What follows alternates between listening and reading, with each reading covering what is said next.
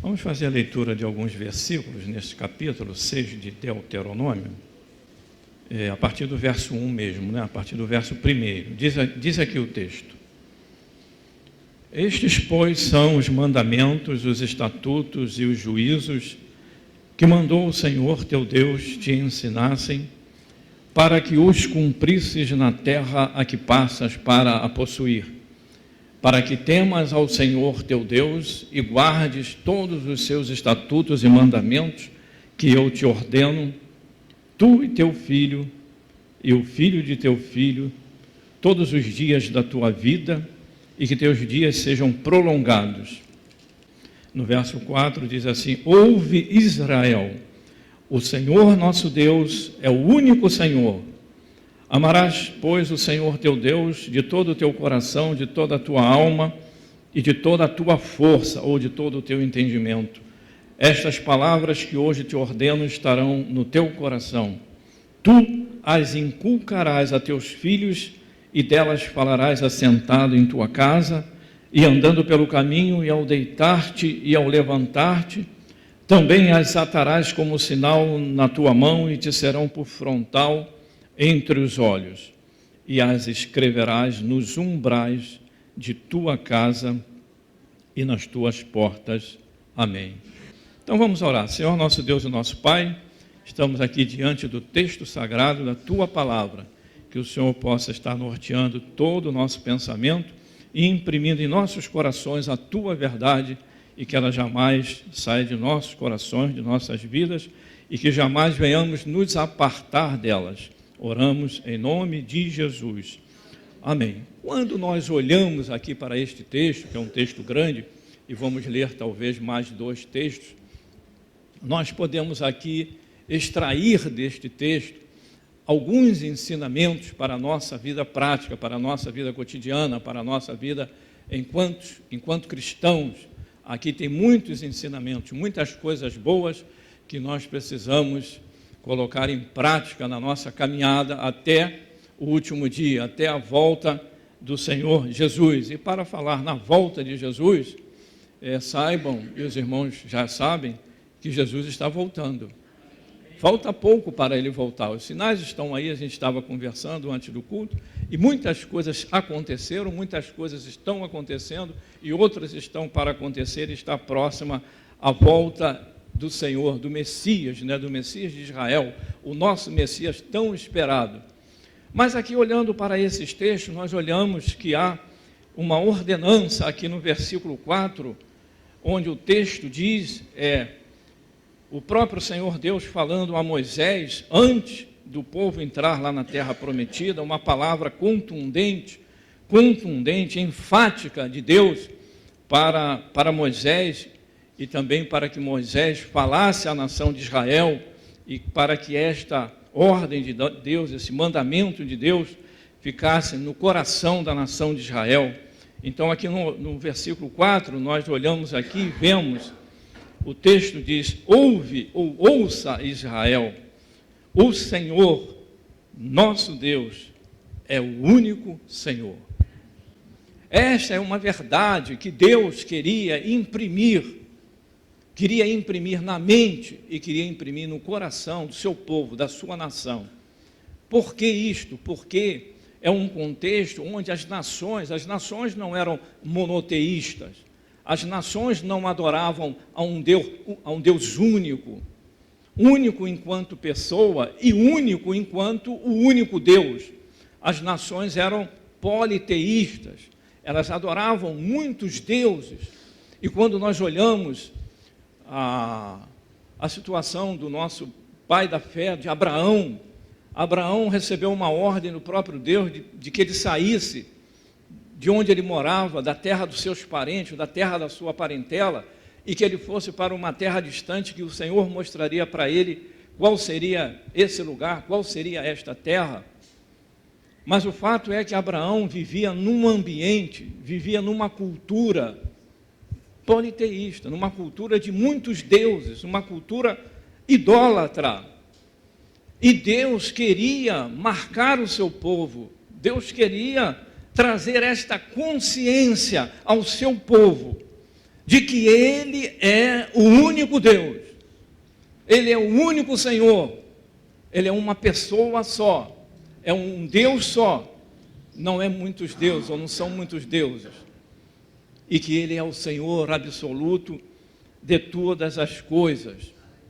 E Deus queria que o seu povo levasse isso a sério. Deus queria que o seu povo tomasse isso como uma verdade absoluta.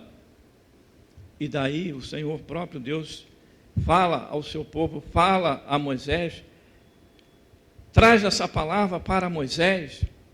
E aí, os irmãos me perdoem, eu tenho uma outra Bíblia, eu não trouxe a Bíblia para não ficar aqui, não ocupar o espaço aqui no púlpito, mas eu estou com ela ali dentro da minha pasta, que é uma Bíblia de estudo, e nesta Bíblia ela se chama Bíblia Hebraica. E quando nós olhamos lá no texto, no capítulo 6, eu tirei uma xerox, imprimi lá na minha impressora, eu olho aqui para o versículo 4, que é o centro da nossa mensagem, e eu olhando aqui para a Bíblia hebraica, mas traduzida para o português, e tem outros termos que guardam uma origem hebraica. E ele aqui no verso 4, está escrito exatamente assim: Shema Israel Adonai Eloheinu, Adonai Erra. Shema Israel Adonai, ou seja, ouve ou ouça Israel, Adonai, Senhor, é o nosso Deus. Adonai Errad. Errad no hebraico é um, Ahad, Shetaim, Shalosh, Arba, Ramesh, Shesh, Sheva, Shemone, Tesha, esse, até 10 eu contei, daí para frente é com vocês. Então, Errad é o número 1, único Senhor. E a tradução é essa: ouça Israel, o Senhor nosso Deus é um Deus só, é um Deus único, glória a Deus. E aqui está centrada toda a teologia que Deus queria passar para aquela nação, firmar no coração daquele povo esta verdade, que é uma verdade que deve ser verdade para nós também, pois o cristianismo tem como base o judaísmo. O cristianismo, ele descende, ele deriva, ele parte do judaísmo. Toda a sua origem está no judaísmo. E eu conversando com alguém ontem, se eu não me engano, aliás, com a minha cunhada, a irmã da minha esposa, Ângela, falando no telefone com ela, eu dizia que até metade do primeiro século da igreja cristã, os judeus se convertiam ao cristianismo, à mensagem cristã, a nova realidade que estava se apresentando através da pregação dos apóstolos e dos demais discípulos, e até a metade do primeiro século da igreja cristã, no ano 40 e pouco, no ano 50 mesmo, os judeus que se convertiam, eles estavam dentro da sinagoga, eles estavam lá dentro, no templo e na sinagoga. O templo ainda não havia sido destruído, eles estavam nas sinagogas, como se fosse uma seita, como tinha os fariseus, os saduceus, os zelotes, os essênios, tinham lá também os cristãos, os judeus cristãos que haviam se convertido. Depois não, os judeus se revoltaram contra eles, passaram a persegui-los porque as diferenças começaram a se evidenciar. Mas eles estavam lá, dentro das sinagogas. Então nós somos uma religião judaica, cristã judaica. A nossa origem está lá no judaísmo, a nossa origem está na Bíblia, está no Antigo Testamento. E Deus queria passar essa verdade para o seu povo. Como ilustração do que nós estamos falando, quando nós pegamos aqui um texto que está em Gênesis capítulo 12, verso 4, diz assim: partiu, pois, Abraão como lhe ordenara o Senhor, e Ló foi com ele. Tinha Abraão, ainda era Abraão, 75 anos, quando saiu de Harã. Vamos olhar o texto em Josué 24, capítulo 24, verso 2, diz assim: então Josué disse a todo o povo: assim diz o Senhor, Deus de Israel, antigamente vossos pais, Terá, pai de Abraão e de Naor, habitaram da além do Eufrates e serviram a quem? A outros deuses. serviram, os pais de Abraão, que estavam lá em Ur da Caldeia, lá na Mesopotâmia, eles serviam a outros deuses. E no livro de Josué ainda, capítulo 24, agora o verso 14, um pouco mais adiante, o verso 15, o texto diz assim: agora, pois, temei ao Senhor e servi-o com integridade e com fidelidade.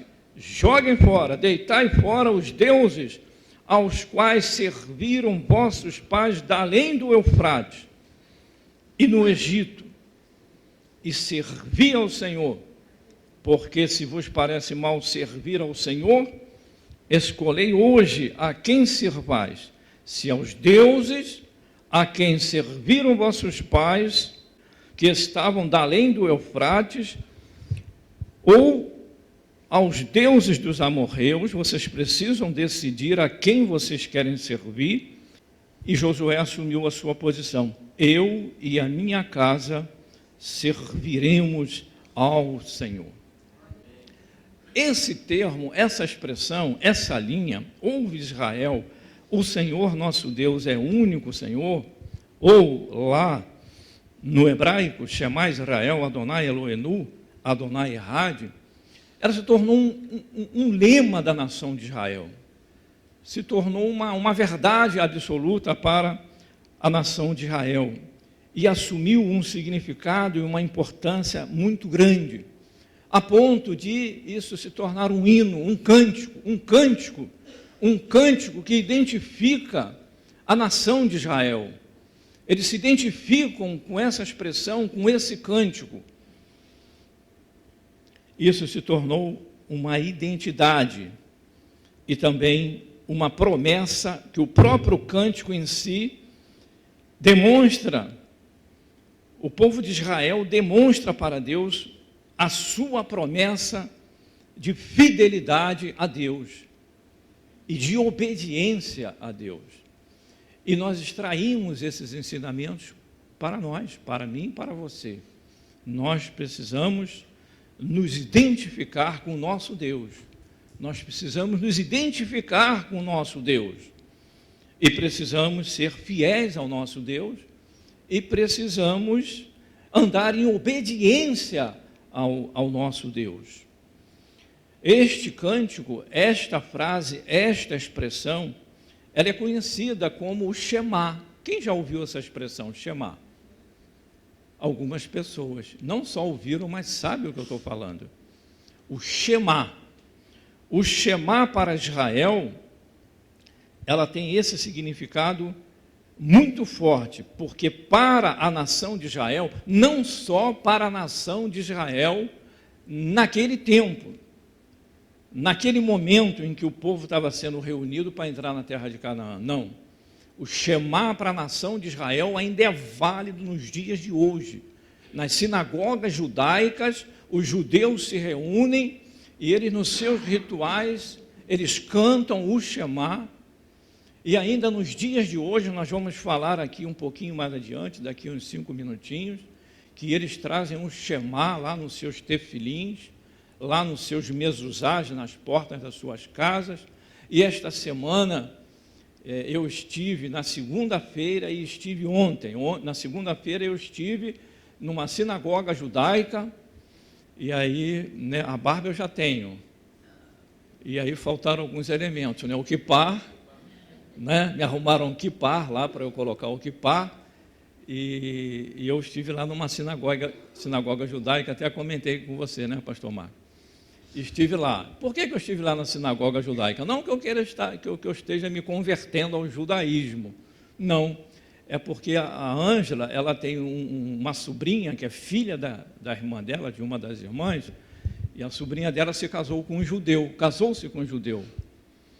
E nasceram 3 filhos. E o garoto, que é o filho mais velho, que é o Zion, né? Zion, de Sião, né? Zion, no hebraico, Zion.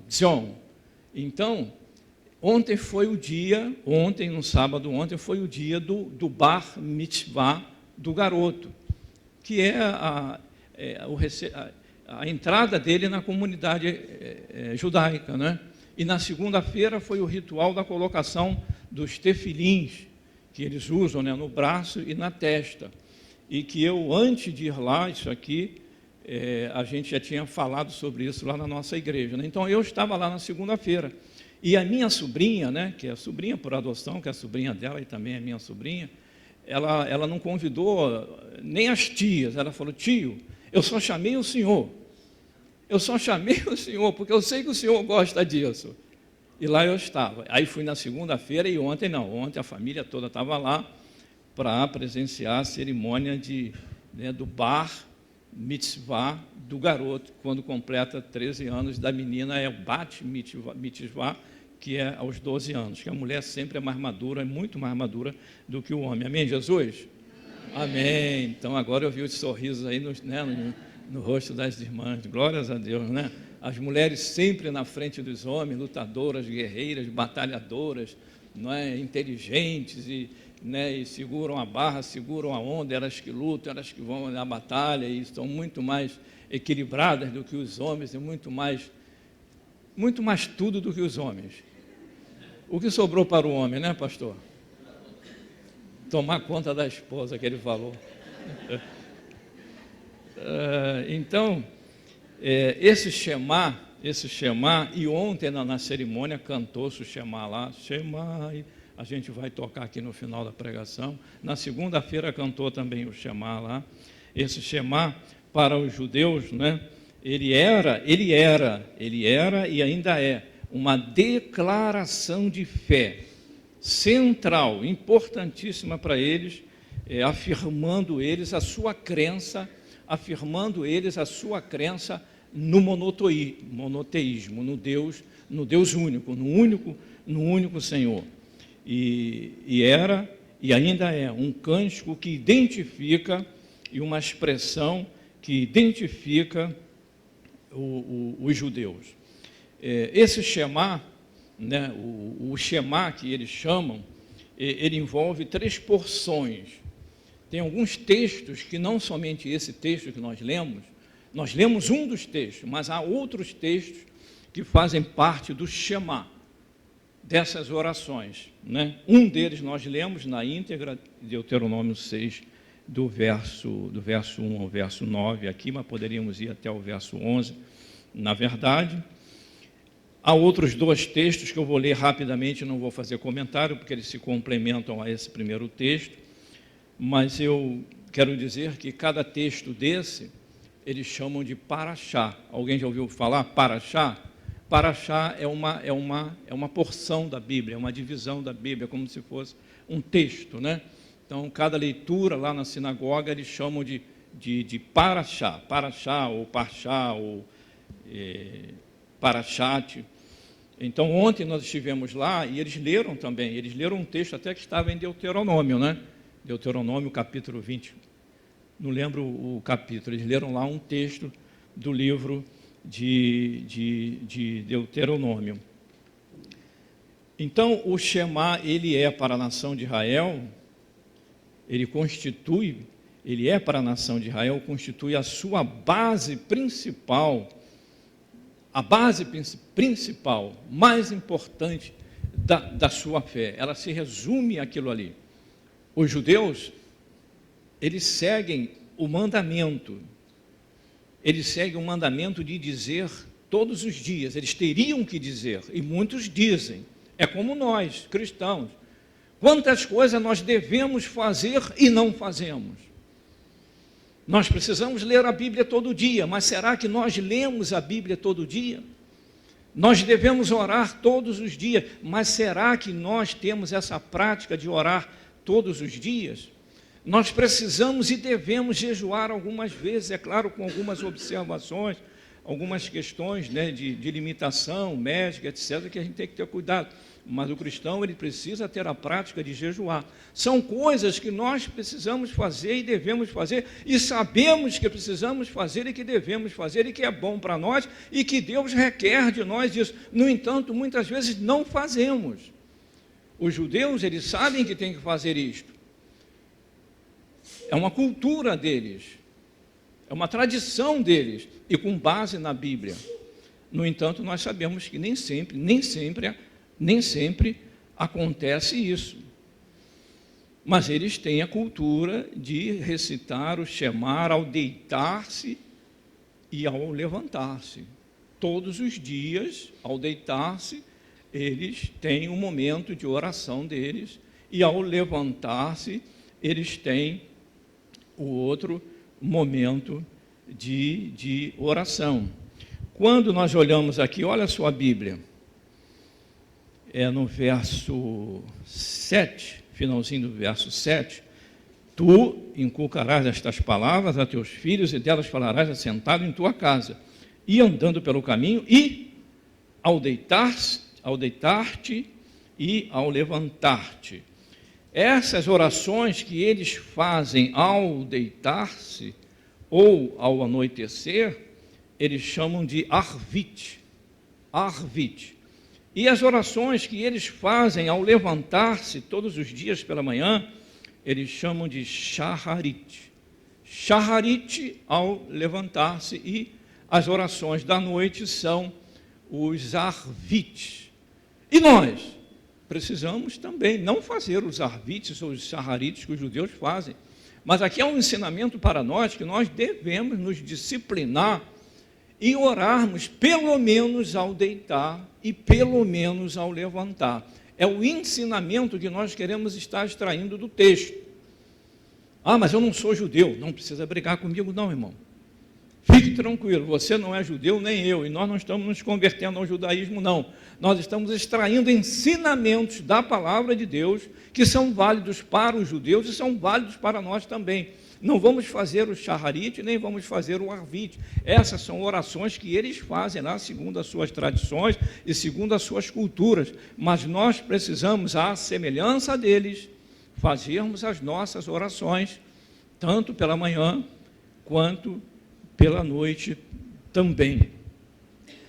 E os judeus, à luz da Bíblia, e também serve para nós esse ensinamento, quando nós olhamos aqui de novo, olha o seu versículo 7, diz assim, tu as inculcarás. Inculcarás o quê? A palavra, os ensinamentos, os estatutos, os juízos de Deus, a lei de Deus a teus filhos, e delas falarás assentado em tua casa e andando pelo caminho. Então, os judeus tomam isso aí quase que como sendo um dever. Os judeus, eles levam isso a sério como sendo como sendo um dever deles ensinarem os seus filhos e inculcarem, colocarem na cuca dos seus filhos, na mente dos seus filhos, os ensinamentos da palavra de Deus desde que eles nascem. Desde que eles nascem. E não são somente os judeus, nós aí que conhecemos os árabes, né, alguma cultura árabe, nós sabemos o árabe, o islâmico, né, o islâmico, o muçulmano, quando a criança deles nasce, você sabe, né? Eles, quando o médico dá aquela palmadinha que ele dá, aquele chorinho, né, pastor? E tal, o pai já está lá junto. A primeira palavra, o médico já sabe que ele já combinou com o médico antes. Olha, doutor, ninguém fala nada com meu filho antes de mim. Primeiro sou eu. Você sabia disso? O muçulmano não deixa ninguém falar com o filho dele primeiro, a não ser ele, depois que nasceu. E o judeu também segue alguma coisa nesse sentido.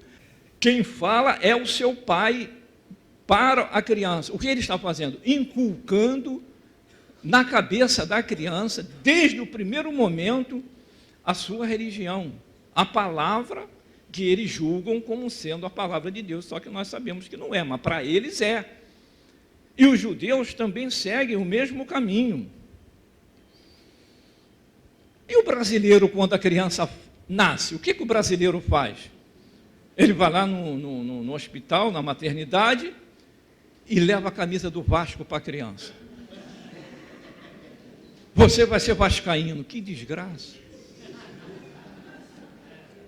Eu estou falando porque eu posso falar que eu sou vascaíno, tá, irmãos? Então leva uma camisa do Vasco para a criança. Você vai ser vascaíno. Ele já sai dali com a camisa do Vasco, a bandeira do Vasco. E agora vocês vão gostar, ou a do Flamengo, né? Então, essa é uma cultura é uma cultura que nós precisamos pensar nela. Quando um filho nosso nasce, nós temos toda a responsabilidade de inculcar no nosso filho, nos nossos filhos, os preceitos de Deus, os mandamentos de Deus, a lei de Deus, os juízos de Deus, desde o ventre da mãe. O pai alisar a barriga da mãe e dizer: o papai te ama, você é de Jesus. Ah, mas ele não está ouvindo nada. Ele está ouvindo, sim. Ele vai esticar a perninha, vai dar uma cutucada na barriga da mamãe e vai dizer assim: é isso mesmo. Desde criança, desde pequena, inculcar a palavra de Deus. Está aqui, ó. Inculque a palavra de Deus a teus filhos, na cabeça dos seus filhos, no coração deles. Fale com eles, esteja com eles, faça cultos em casa, não cultos prolongados, demorados e que trazem irritação para as crianças. Não, seja sábio, busque a sabedoria. A criança tem um entendimento, mas você reúna lá o pai e a mãe, lê um texto bíblico, declara uma palavra de bênção, faça uma oração, acabou o culto. Tem uma criança pequena que vai ficar dispersa, mas você abençoa a criança, recite a palavra, leia. Desde criança ela vai ver o papai orando, a mamãe junto, um ambiente de fé, um ambiente na sua casa, desde pequeno, onde a palavra é pregada, o pai e a mãe juntos, e libere uma palavra de bênção sempre para o seu filho. Meu filho, eu te abençoo em nome de Jesus. Papai te abençoa em nome de Jesus. A mamãe te abençoa em nome de Jesus. Você é um abençoado em nome de Jesus Cristo. Jesus, quando ele foi interrogado uma certa ocasião por um fariseu, e esse texto está lá no Evangelho de Mateus, capítulo 22, nos versículos 36 e 37, vejam qual foi a resposta que Jesus deu. Mestre, qual é o grande mandamento da lei? Foi a pergunta que lhe foi feita. Então respondeu Jesus: olha, amarás o Senhor teu Deus de todo o teu coração, de toda a tua alma e de todo o teu entendimento. Ou seja, este texto que Jesus, esta resposta que ele deu àquela arguição que lhe foi feita, é uma resposta que está aqui no texto que nós lemos, no capítulo, versículo 5, do texto de Deuteronômio que nós lemos.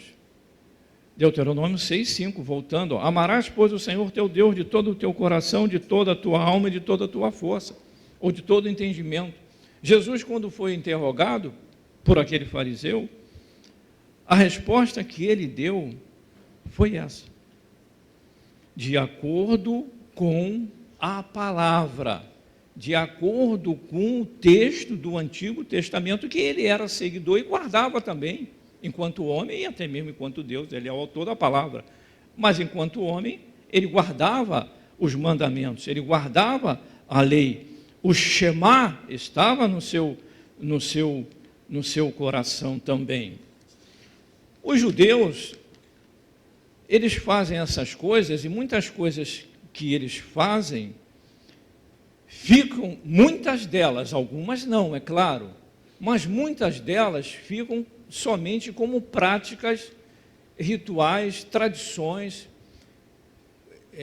fatos, coisas culturais. Ou seja, eles colocam a palavra nos umbrais das suas portas, né? Os mezuzás estão lá, os irmãos entendem, os mezuzás são aquelas caixas que tem nas casas judaicas, onde também representativa e simbolicamente está lá o Shema, e estão lá outras orações também, que fazem parte do Shema. O símbolo está lá, é um símbolo externo. No tefilim está no braço dele, na cabeça. Mas o que é que Deus quer?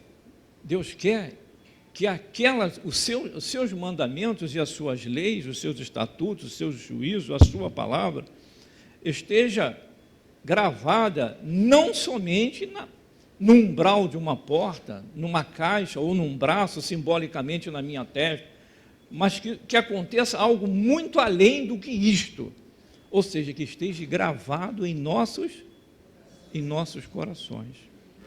Ó Senhor Deus e Pai, Tu és o nosso Deus único, Senhor, sobre todas as coisas. Derrama sobre nós, Senhor, o Teu Espírito. Alcança-nos nesta hora aqui, neste lugar, Senhor, pela Tua graça, pela Tua misericórdia, pela Tua bondade. Ó Deus, que Tu venhas restaurar pessoas nesta hora aqui, meu Pai. Toca, Senhor, nos corações. Ó Deus, cura, meu Pai, aqueles que estão enfermos. Repreende, Senhor, todo mal, toda enfermidade, toda doença. Toca nos corações, convence pessoas aqui de que Tu és o único Deus sobre toda a terra, sobre todo o universo. Tu és o Senhor, Tu és o nosso amado Senhor, o nosso Salvador. Ó Deus Santo, misericordioso, bondoso, gracioso, nós Te adoramos, nós Te bendizemos, nós Te damos graças. Tu és o amado da nossa alma, Tu és o nosso Messias, Jesus. Nós esperamos a vinda do Senhor. Ó meu Deus, contempla a Tua igreja, toca em cada um de nós, derrama, Senhor, do Teu óleo, do óleo da Tua unção, sobre as nossas cabeças, Senhor, aplica sobre nós também o sangue de Jesus Cristo, que esteja sobre as nossas vidas. Ó Deus, o óleo da Tua unção também seja derramado sobre cada um de nós aqui nesta manhã. Aviva-nos, Senhor, nos ergue, nos levanta, nos fortalece.